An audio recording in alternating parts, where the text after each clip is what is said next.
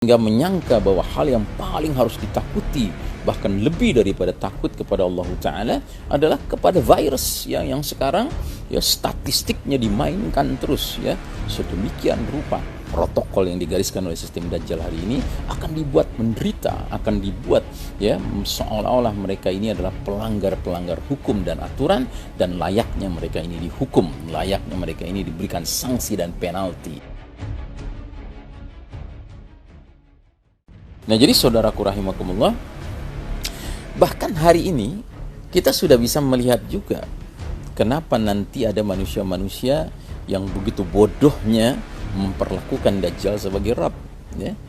Sedangkan di zaman kita sekarang saja ada manusia-manusia yang Allah takdirkan mempunyai kekuasaan di muka bumi ini. Kemudian dia berlaku sedemikian rupa sombongnya dengan kekuasaannya, maka sebagian rakyatnya bahkan memperlakukan dirinya sudah seperti Rabb ya. Kita ambil contoh yang paling nyata di Suriah hari ini. Di Suriah hari ini yang memimpin negeri tersebut, yang berkuasa di negeri tersebut de facto di jure adalah seorang bernama Hafiz Bashar Assad ya, putranya Hafiz Assad ya. Nah, Bashar al-Assad ini oleh orang-orang rakyat Suriah yang seagama dengan dirinya, yaitu agama Syiah Nusairiyah ya, sekte Nusairiyah ya, mereka itu memperlakukan imam mereka yaitu Bashar al-Assad itu layaknya seorang Rabb ya, suatu Rabb ya, suatu Tuhan ya. Karenanya orang-orang di Suriah hari ini apabila digelar ya poster besar Bashar Assad di jalan-jalan ya, itu mereka rela untuk bersujud mencium foto itu, bersujud ya, karena memang mereka meyakini bahwa Bashar al-Assad ini adalah Rabb. Padahal apalah kelebihan Bashar al-Assad dibandingkan Dajjal nanti ya. Jadi sekarang Dujjal ini, Dajjal kecil ini sudah diperlakukan sebagai Rabb, padahal mereka manusia biasa. Begitu juga dengan Dajjal. Kelak nanti memang Dajjal diizinkan Allah memiliki 1001 tipu daya, tetapi kita harusnya sudah belajar dari sekarang. Dari sekarang ketika Dajjalnya belum muncul, jangan hendaknya kita memperlakukan siapapun sebagai Rabb, pengganti Allah Ta'ala ya.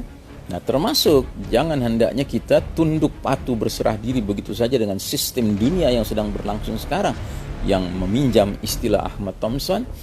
Dunia hari ini adalah sistem Dajjal. Novus Ordo Seclorum, New World Order ini, tatanan dunia baru ini hakikatnya adalah sistem Dajjal. Sebuah tatanan yang mengajak manusia, terutama kaum muslimin, untuk meninggalkan keimanan mereka dan menanggalkan keimanan mereka, dan tidak lagi bergantung kepada Allah Ta'ala, tapi bergantung kepada sistem dunia hari ini.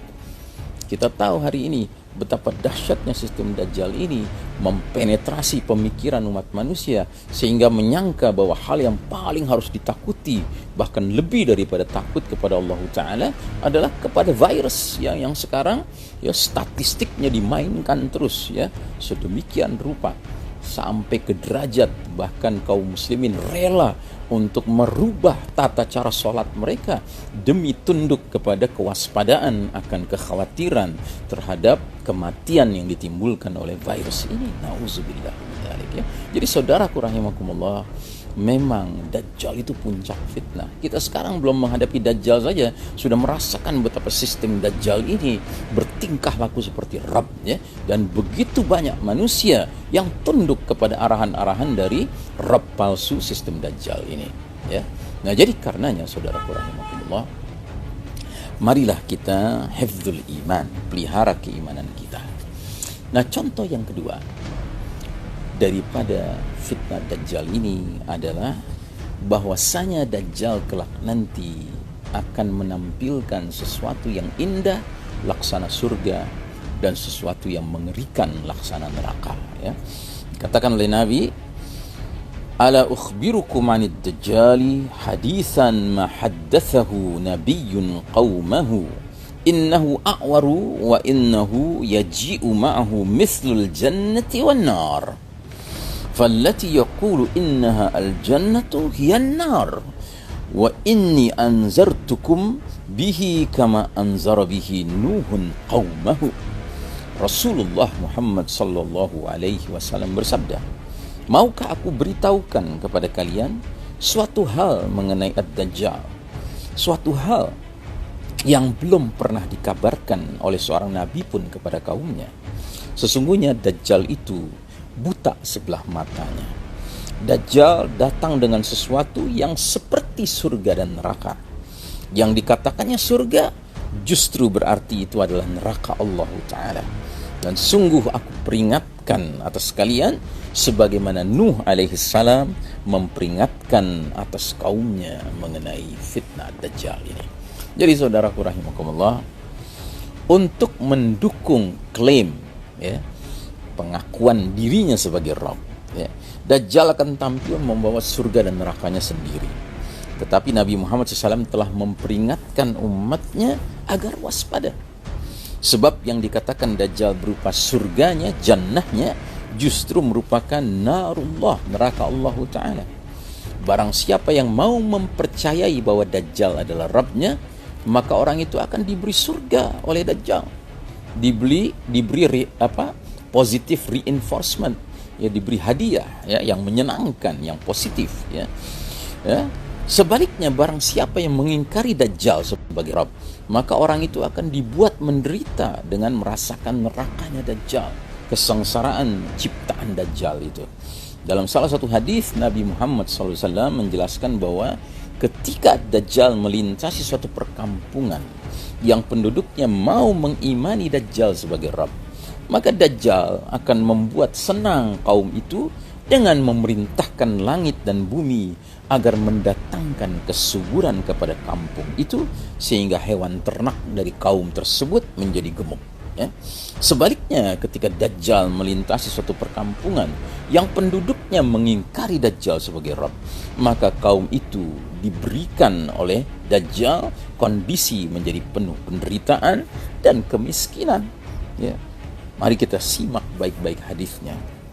Nabi Muhammad SAW bersabda, "Fayati 'alal qaumi fayad'uuhum fayu'minuna bihi wa yastajibuna lahu faya'muru as-samaa'a fatumtiru wal arda fatunbitu fataruhu 'alaihim sarihatuhum atwala ma kanat dhuran wa asbaghahu duru'an wa amaddahu khawasira thumma ya'til qawma fayad'uuhum fayarudduna alaihi qawlahu fayansarifu anhum fayusbihuna mumhilina laysa biaydihim syai'un min amwalihim."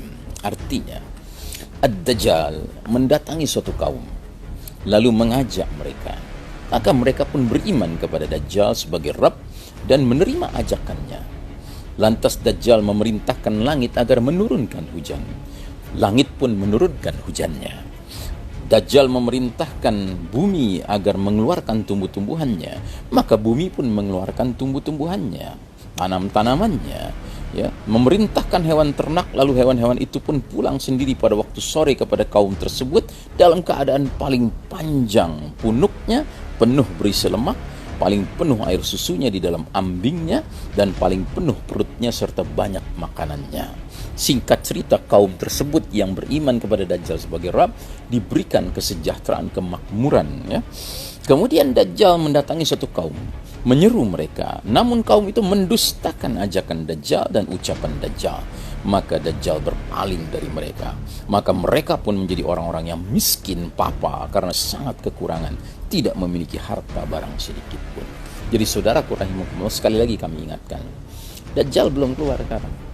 Tetapi sistem dunia hari ini sudah memiliki karakteristik seperti sosok Dajjal, di mana sistem dunia hari ini akan memberikan reinforcement positif kepada siapapun yang mau tunduk dengan aturan-aturan yang digariskan, protokol-protokol yang digariskan oleh sistem dunia sekarang ini.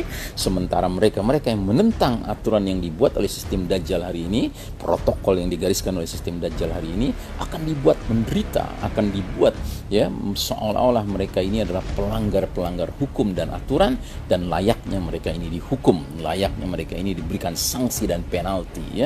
Nah, jadi saudaraku rahimakumullah, tampaknya waktu yang memisahkan kita.